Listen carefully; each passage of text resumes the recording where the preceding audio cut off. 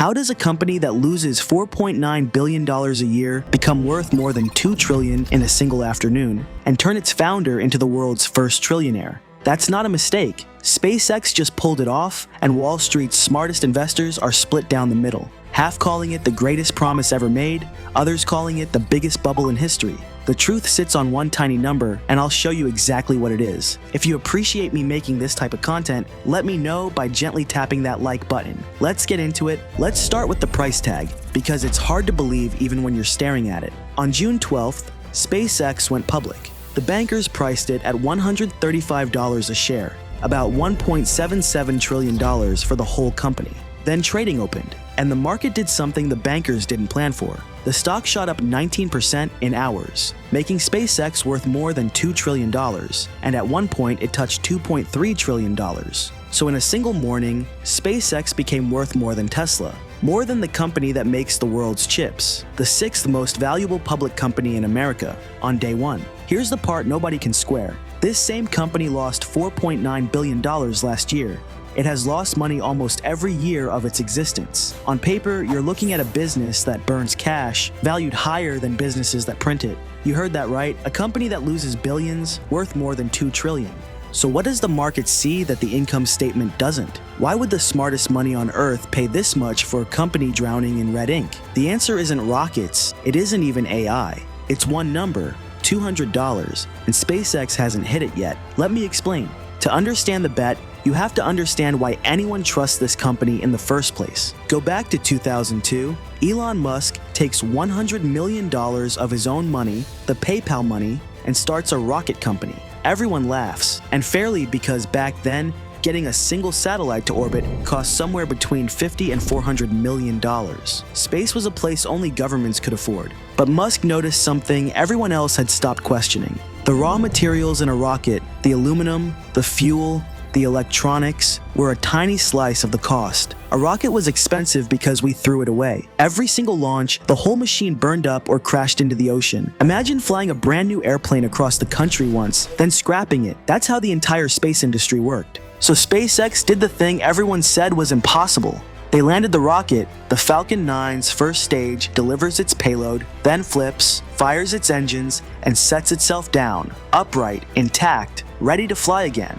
And in October 2024, they went further. A launch tower with giant mechanical arms reached out and caught a descending booster out of the sky. Caught it like a baseball. That one trick, reusing the rocket instead of trashing it, dropped the cost of reaching orbit by around 90%. It's why NASA flies with SpaceX now. It's why the Pentagon does. This is a company with a real proven track record of doing the absurd.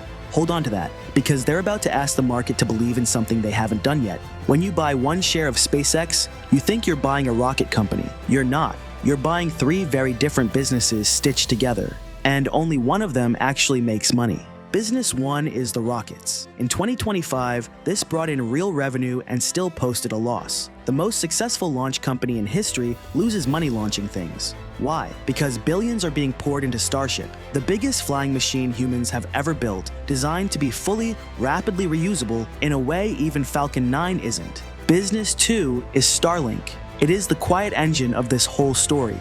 More than 8,000 satellites beaming the internet to every corner of this planet, serving millions of subscribers. It's the only consistently profitable piece, and its margins are reportedly fat enough to make a traditional telecom company weep. Starlink is the cash machine paying everyone else's bills. Business 3 arrived in February when SpaceX swallowed xAI, Musk's artificial intelligence company, the one behind Grok and the X platform. xAI burns money at a staggering rate. Its operating loss last year ran past $6 billion. So line them up, the rockets lose money, the AI loses more money, and one satellite internet business is quietly funding the dreams of the other two. Which raises the obvious question. Why would the most valuable company on Earth build itself this way on purpose? To answer that, forget space for a second. Look down, at the ground, at the thing the whole AI economy is about to run headfirst into. Artificial intelligence runs on data centers, warehouses packed with computers, running every hour of every day. And they are unbelievably hungry. A single large AI data center can pull as much electricity as 100,000 homes. We don't have that power lying around. Electricity prices across the US have climbed sharply, and near the biggest data center clusters, some bills have spiked to levels Americans have never seen. Then there's water. These facilities drink enormous volumes of it just to stay cool, in regions that are already running dry. So here's the trap the entire industry is walking into. AI needs to grow maybe tenfold, but the planet is running short on the two things it needs most to do that: power and water. You can't just keep building bigger warehouses when there's no electricity to feed them and no water to cool them. Microsoft tried sinking data centers into the ocean to solve the heat. Clever, but the power still had to come from land. The problem doesn't go away, it just moves. So if Earth is running out of land, power, and water, where do you go? Step back for a second. The phone in your pocket holds more computing power than every machine NASA used to reach the moon. Combined, we went from creating a couple of zettabytes of data in all of human history to producing over 200 zettabytes in a single year. We're not just growing, we're compounding. And every leap forward demands more power and more cooling than the last. So the question stops being, can we build a bigger data center, and becomes, is there anywhere left on Earth to put one? That's the whole reason this story leaves the planet. Elon and Jeff Bezos landed on the same answer. Put the data centers in space. Up there, solar panels catch sunlight nearly around the clock, far stronger than anything on the ground. Sounds perfect, but it isn't. Because space has a brutal catch most people get backwards. You'd assume space is freezing, so cooling is free.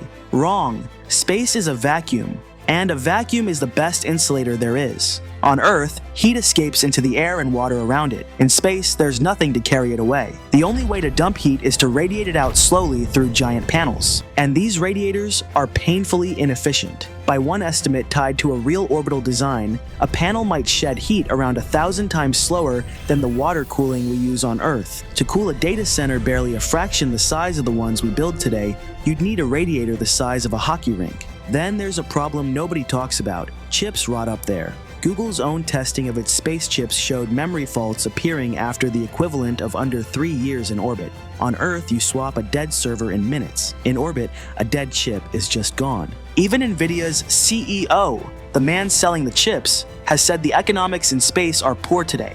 So how does SpaceX get around it? Not with one giant station, with up to 1 million tiny satellites, each handling a sliver of the load, so no single one faces an impossible cooling job.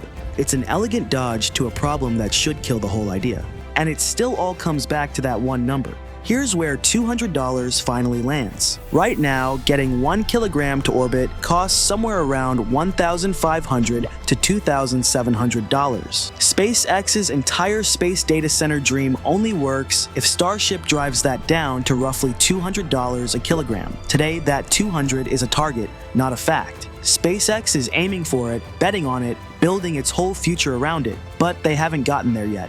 So whether this is genius or madness comes down to 3 metrics that are still unproven. 1. Starship's real cost per kilogram. Every successful flight has to push that number down toward 200. 2. Starlink's profit margin, because that's the engine funding everything, and if rivals erode it, the whole machine loses its fuel. And the third is whether SpaceX can actually get enough cheap AI chips to fill these satellites. The entire plan assumes a flood of custom processors at a price that works. Right now, that supply doesn't exist at the scale this dream needs. If those 3 metrics move the right way, this is the buy of the decade. And if they don't, it's the most expensive promise ever sold to the public. Now, here's the thing about betting against Elon Musk. In 2002, he spent his own fortune on the idea that a rocket should fly twice, and the industry laughed for 13 years. Then one landed. The numbers today say the orbital bet makes no sense. The numbers in 2008 said reusability made no sense too.